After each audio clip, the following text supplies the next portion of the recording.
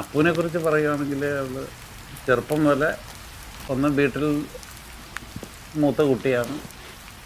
എല്ലാവരുടെയും ഒരു ഓമനത്വമുള്ള കുട്ടിയായിരുന്നു.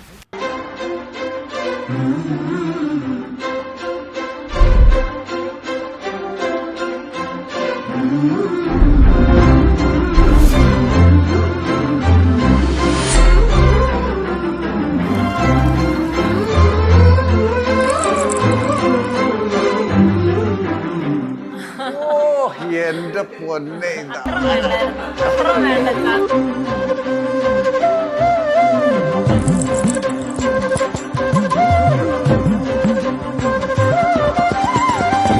എൻ്റെ മക്കള് ആർദ്രയും ആർച്ചയും അന്ന് മുതൽ ഇതിൻ്റെ കല്യാണശമ്മൽ ഇന്ന് വരെ ഇവർ ഈ ഫോക്കസ് ചെയ്തിരുന്നത് ഈ വെഡ്ഡിങ്ങും അതിൻ്റെ കാര്യങ്ങളും ഒക്കെ അങ്ങനെയുള്ള പല പല പല പ്ലാനിങ് എല്ലാം ഞങ്ങൾ 4 പേരും ഡിസ്കസ് ചെയ്തു. അപ്പുവിൻ്റെ കല്യാണം ഞങ്ങൾ കുറേ നാളായിട്ട് ആഗ്രഹിച്ച് ഇങ്ങനെ ഇരിക്കുന്ന ഒരു കല്യാണമായിരുന്നു. പക്ഷെ വന്നത് ഭയങ്കര പെട്ടെന്നായിരുന്നു. പക്ഷെ അപ്പുവിനെ പറ്റി പറഞ്ഞാൽ ഞാൻ ഭയങ്കര ഇമോഷണലായി പോകും.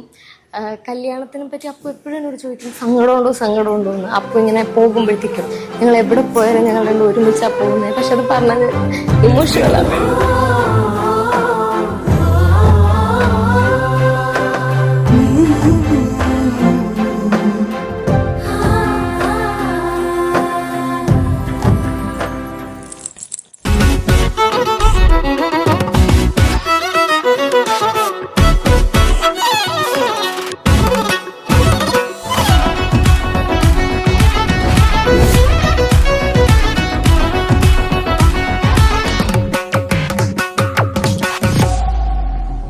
ഞാൻ ചോദിച്ചു ഗോകുൽ എന്ത് പറഞ്ഞു എന്ന് ചോദിച്ചു.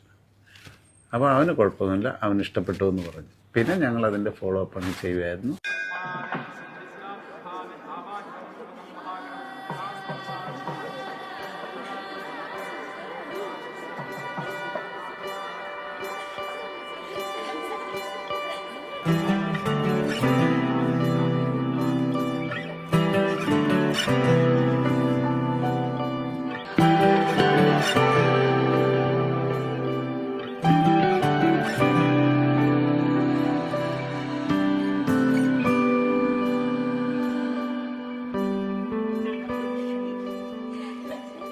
पावन स्तुति पात्र पावन चरित्र पावन स्तुति पात्र पावन चरित्र रवि सोमवर नेत्र रमणीय गात्र